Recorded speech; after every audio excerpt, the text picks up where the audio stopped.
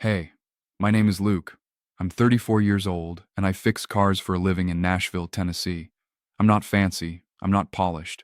Most nights I eat dinner alone at the counter of a diner 2 blocks from my garage. Last Thursday, a woman sat down next to me and put $500 on the counter without saying hello. Then she looked at me and said, "I need a husband, just for tonight, just for one dinner." I should have said no. I should have eaten my burger and gone home. But something about the way she said it, like it was the hardest thing she'd ever asked anyone, made me pick up the money. I had no idea what I was walking into. 3 hours later, I was sitting at a table full of people who wanted me gone, across from a man who had broken her in ways she hadn't finished telling me yet. And I was about to do something that had nothing to do with $500. Before I tell you what happens next, drop a comment and tell me where you are watching from. I read every single one. And if you are not subscribed yet, do it now. You do not want to miss how this one ends. My name is Luke. I am 34 years old, and I live in Nashville, Tennessee. I fix cars for a living out of a small garage on the east side of town that has my name painted on the door in letters that are slightly crooked because I did it myself on a Sunday and ran out of patience halfway through. The garage is nothing special. 2 bays, 1 lift, a coffee maker that takes 12 minutes to produce something that only barely qualifies as coffee. I have been running it alone for 6 years, and I am good at what I do, even if good at what I do is not the kind of thing that impresses people at dinner parties. Not that I go to dinner parties. Most nights I clean up, lock the garage, and walk 2 blocks to a diner called Patty's, where I sit at the counter and eat whatever the special is, and nobody bothers me, and I do not bother anybody, and that is a perfectly fine life, as far as I am concerned. Last Thursday started like every other Thursday. I finished up a transmission job around 6:30, washed my hands 3 times the way you have to when the grease gets into the lines of your knuckles, changed my shirt in the back office, and walked to Patty's. I sat at the counter. I ordered the meatloaf special. I had my phone face down next to my plate because there was nobody texting me anything important, and I already knew that. I was about 4 bites in when she sat down, not across from me, right next to me. At a counter that was mostly empty on a Thursday evening, she chose the stool directly beside mine. I noticed her coat first. It was the kind of coat that does not belong in Patty's diner. It belonged somewhere with valet parking. She sat very straight and she set her purse on the counter, and she looked at the menu like she was reading a document that required her full concentration. Then she put $500 in cash flat on the counter between us and she said, without looking at me, "I need a husband, just for tonight, just for one dinner." I looked at the money. I looked at her. She was looking straight ahead at the pie display case behind the counter. Her face was completely composed, but her hands, both of them flat on the counter on either side of that cash, were shaking so slightly that you would have missed it if you were not paying attention. I have been paying attention to small things my whole life. It is what makes me good at engines. Engines do not break loudly. They break in small ways that nobody notices until it is too late. I noticed. I asked her one question. I said, "Why me?" She turned and looked at me for the first time. Her eyes were dark and tired in the way that has nothing to do with sleep. She said, "Because you look like someone who keeps his word and does not make things harder than they already are." I picked up the money. I put it in my jacket pocket. I finished my meatloaf because I had paid for it, and I was not raised to waste food. Then I told her I needed 10 minutes to change back into my better shirt. She waited outside. I went back to the garage, put on the white button-down I keep on a hook for the rare occasion that something requires it, ran a comb through my hair, and stood in front of the small mirror above the sink and looked at myself for a moment. A mechanic from East Nashville in a borrowed evening and a white shirt. Nothing about this made any sense. I went outside anyway. She was standing by a car that was nicer than anything I had ever worked on, and she was on her phone, and when she saw me, she hung up mid-sentence, without explanation, and opened the passenger door herself before I could do it. We pulled into traffic, and she started talking before I had my seatbelt on. His name was Luke Henderson. We met 18 months ago at a hardware store on Charlotte Avenue. I proposed at Centennial Park at sunset. We have been married for 7 months. She said it all fast and flat, like she was reading terms and conditions. I listened, and I watched Nashville move past the window, and I noticed she did not once explain why this dinner mattered enough to cost her $500 in cash on a Thursday night. I filed that gap away and said nothing. 2 blocks from the restaurant, she stopped talking. The silence lasted about 30 seconds. Then she said it. This dinner was her cousin's engagement party. The cousin's fiancé was her ex, the man who had left her standing at an altar in front of 200 people 2 years ago. He had left her for her cousin. Same family, same table. She was going to have to sit across from the man who had broken her publicly and smile like she was fine, and she needed someone sitting next to her who made the fine look real enough to survive the evening. She said it all in one breath and then looked out the passenger window and said nothing else. I pulled over for a moment. Not long. I just sat there for a few seconds looking at the road ahead. Then I pulled back into traffic and I said, "Okay, what is his name?" She told me. And somewhere in the part of my chest that I do not talk about, something went very still, because I already knew his name. The restaurant was called Harlow's. It was the kind of place that has no prices on the menu because if you need to check the price, you probably should not be there. A hostess in all black met us at the door and smiled the professional smile that does not reach the eyes and led us through a room full of warm candlelight and low conversation and tables that were spaced far enough apart that arguments could happen without witnesses. Sarah walked beside me with her shoulders back and her chin level, and everything about her posture said she had been preparing for this room her entire drive over. I walked beside her and kept my hands out of my pockets, because my father told me once that men who walk into rooms with their hands in their pockets look like they are apologizing for being there. I was not apologizing for anything.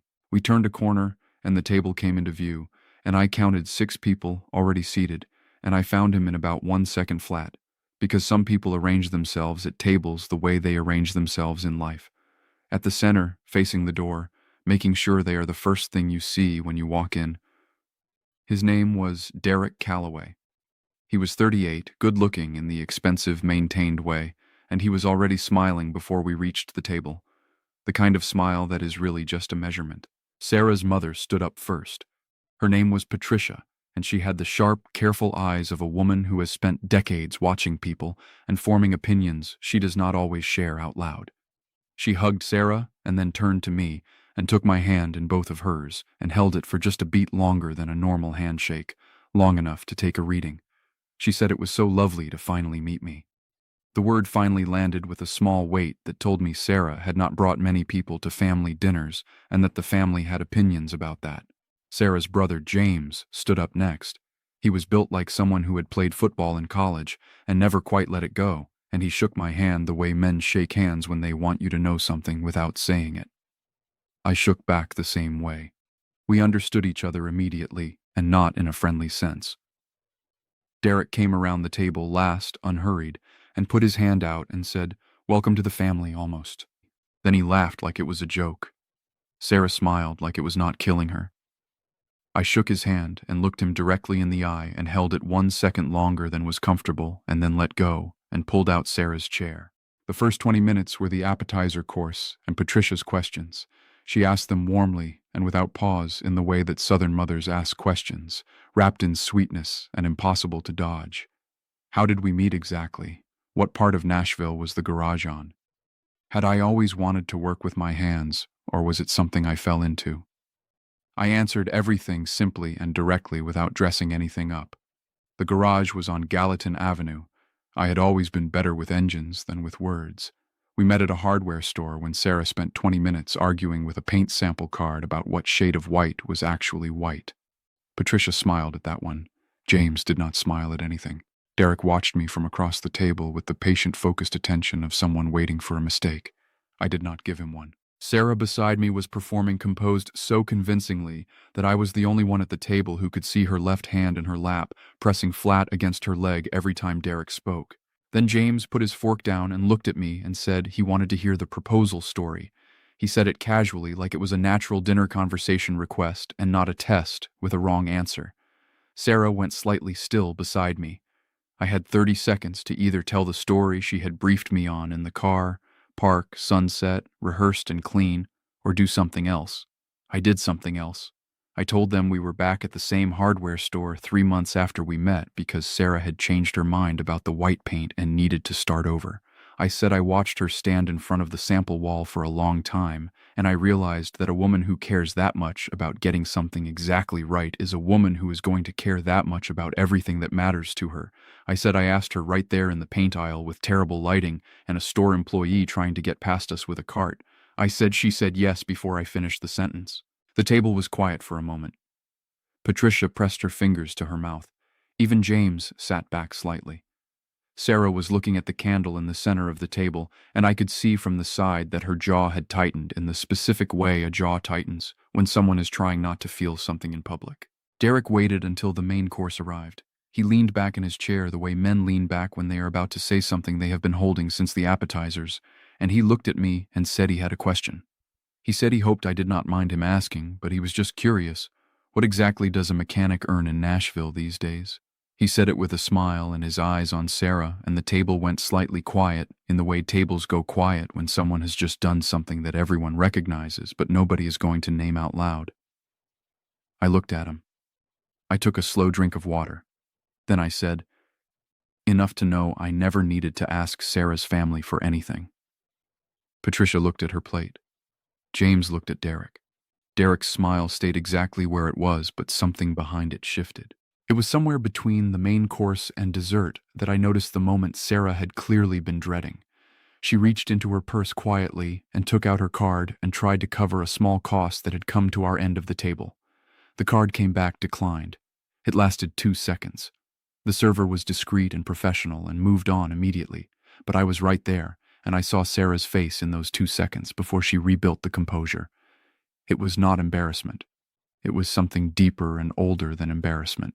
It was the face of someone who has been holding something together with both hands for a very long time and just felt one of the seams give.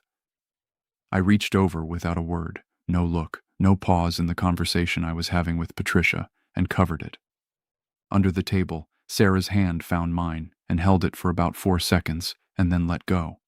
I do not think she even realized she had done it. Now I need to ask you something before we get to what happened next. Have you ever sat in a room and felt completely invisible to the people who were supposed to see you? Drop that in the comments right now. Whatever your answer is, you are safe here. We never judge. Because that is exactly what was sitting underneath this entire dinner, and Derek was about to make sure everyone at that table saw it. He stood up before dessert was served, and he was smiling the whole time. Derek stood up the way men stand up when they have been waiting all evening for their moment, unhurried, comfortable. He picked up his wine glass and held it loosely and looked around the table with the expression of someone about to do something generous. He said he wanted to say something before dessert because he felt it was important and because he cared about this family too much to stay quiet. Patricia set her fork down. James leaned forward slightly. Sarah beside me went completely still in the way that still is not peaceful. It is the stillness of a person bracing for impact. Derek said he had asked someone to look into Luke Henderson of East Nashville this week, just to be sure, just because he cared. He said it the way people say things they have rehearsed to sound spontaneous. He said the search had turned up a garage on Gallatin Avenue, yes, and a Luke Henderson, yes, but no marriage certificate filed in Davidson County, no shared address, no record of a Sarah Henderson anywhere in the state of Tennessee. He put his phone on the table and slid it toward the center so everyone could see the screen. Then he looked at me with the patient, satisfied expression of a man who has just won something he has been playing for all night. The table was silent. Every face turned toward me and Sarah. Patricia's hand was very still on the tablecloth. James was looking at me with an expression I could not quite read. Sarah's cousin looked at her engagement ring. I looked at Derek, and I did not say anything yet. Derek was not finished. He turned to Sarah with his voice softened into something that was designed to sound like concern and said he just wanted the family to have the full picture. He said he knew the last 2 years had been hard for her.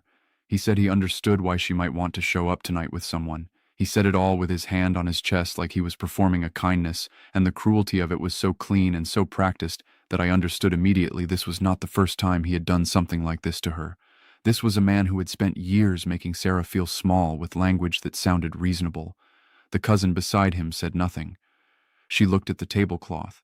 James looked at Derek now with something that had shifted slightly in his eyes, not enough yet, but it was moving. Patricia had not looked up from her plate. I reached into my jacket pocket. I took out the $500. I set it flat on the table in front of me where everyone could see it, and then the table got even quieter than it already was. I told the truth. All of it. I said yes. She hired me. I said yes. It started as a transaction. $500 for one dinner. No certificate. No shared address. Everything Derek's search had found was accurate. I said it plainly, without apology, and without looking away from anyone. Patricia finally looked up. James sat back. Sarah beside me had her hands folded in her lap, and she was looking at the candle again, and I could see from the side that she had made the decision to hold herself together no matter what happened in the next 60 seconds. Derek nodded slowly, like this was exactly what he had expected, and opened his mouth to say whatever the next prepared line was. I spoke before he got there. I looked directly at him, and I said it quietly enough that it required the table to be completely silent to hear it, which it was. I said, "She paid me to pretend to love her for one dinner. You had her for real for 4 years and still could not manage it. So tell me which one of us is the fraud." The table did not make a sound. Derek's mouth closed. His wine glass was halfway to his lips, and it stayed there. James looked at his brother-in-law with an expression that had finished shifting into something clear and final. Patricia put both hands flat on the table and looked at Derek the way mothers look at people who have hurt their children and have just confirmed it in public. But Derek had not used his last move yet. He set his glass down very carefully and looked at me and said, "Fine. If you know her so well, tell us one thing about Sarah that a real husband would know. Tell us her biggest fear." He said it like a checkmate. He said it because he had 4 years of knowing her, and he was certain I had one dinner. He smiled at the table like he was being reasonable, like he was just asking a simple question. Sarah did not look at me. She looked at the candle, and her jaw was tight, and I understood she was not going to help me because she was not sure I could answer it, and she was not going to watch me fail out loud in front of her mother. The table waited. I was quiet for a moment. Not because I did not know, because I wanted to say it exactly right. Then I looked at Derek and I said, "Her biggest fear is becoming invisible to the people who are supposed to see her, spending her whole life being capable and composed and together, and having nobody in the room actually look at her, not the version she performs, her." The room went completely still. Sarah turned and looked at me for the first time since I had put the money on the table. Her eyes were wide and wet, and she did not look away. Derek had no follow-up. He sat back down and looked at his wine glass and did not speak again for the rest of the evening. Patricia was the first person to move. She reached across the table and put her hand over Sarah's and held it. She did not say anything for a moment. Then she looked at me and said, "That was the most honest thing anyone has said at one of my dinner tables in 20 years. James picked up his fork and looked at Derek and said something quietly that I did not catch, but that made Derek look at the tablecloth. The cousin excused herself and went to the restroom and was gone for a long time. The server arrived with the dessert menus, and the table accepted them with the quiet relief of people who needed something ordinary to do with their hands. Sarah had not let go of her mother's hand. I picked up my dessert menu and read it like I was actually deciding something and gave her whatever time she needed without looking at her, because sometimes the kindest thing you can do for someone is not make them perform gratitude in public before they are ready. We left before coffee. Sarah said goodbye to her mother for a long time in the doorway, and Patricia held her face in both hands and said something in her ear that I did not hear and was not meant to. James stopped me at the door and shook my hand again. This time it was completely different from the first time. He said just, "Take care of her." 2 words. I told him I intended to. We walked out into the Nashville night, and the air was cool and smelled like rain that had not quite arrived yet, and the street was quiet enough that our footsteps were the loudest thing on the block. Sarah walked beside me without speaking for half a block. Then she stopped. I stopped with her. She looked at the sidewalk for a moment, then up at me, and she said, "That thing you said, about my biggest fear." I looked at her. She said, "How did you know that?" I said, "You told me." Not with words. She looked at me for a long moment, and something moved across her face that she did not try to hide and did not try to name, and I did not ask her to. We reached her car. She opened her purse. She took out the $500 and held it toward me. I put my hand out, not to take it, just to stop her. I said, "Not yet." And before she could ask me what that meant, I told her good night. and walked back toward Patty's Diner in the Nashville dark with my hands in my pockets and the cool air on my face and one thought sitting quietly in the center of my chest that I was not ready to say out loud to anyone, including myself. I had known Derek Calloway's name before she told me, and I had never once mentioned why. I did not sleep well that night. I lay on my back in my apartment above the garage and stared at the ceiling and listened to Nashville settle into its late-night quiet, and I thought about a woman sitting at a diner counter with $500 and shaking hands and a face that had been holding itself together for so long it had forgotten what it felt like to put something down. I thought about the card. 2 seconds. The seam giving. I thought about her hand finding mine under the table and letting go before she even realized it had reached. And I thought about Derek Calloway, about the last time I had seen that smile before tonight, about why I had picked up that money in Patty's Diner without asking a single question beyond why me. I am not a man who does things without reasons. I knew my reason. I had just not decided yet what to do with it. I got up at 5:30, made the bad coffee, unlocked the garage, and got under the car I had left half-finished the day before. It is easier to think under a car. The problem is right in front of you, and it either fits or it does not, and there is no version of the truth you can talk yourself into believing if the part does not fit. I had been under there about an hour when I heard footsteps on the concrete. I slid out. Sarah was standing at the entrance of the garage in regular clothes. Dark jeans, a simple jacket. Hair down. No performance, no posture, no composed exterior assembled for a room full of people. She looked like herself in a way she had not looked once during the entire dinner, and I understood that what I was seeing right now was something she did not show many people. She was holding the $500. She looked at the car I had been under, and then at my hands, and then at my face, and she said she had been sitting in her car outside for 20 minutes trying to decide if she was going to come in. I asked what made her come in. She said she kept thinking about what I had said. Not yet. She said those 2 words had kept her awake half the night. I picked up the rag from the workbench and wiped my hands, and I did not say anything yet because some mornings need a minute before the important words. She held the money out. I did not take it. She said I had earned it, and more than earned it, and that what I had done last night was something she was never going to forget, and she needed me to take it because if I did not take it, she did not know what to do with what she was feeling, and taking the money back would make it simple again.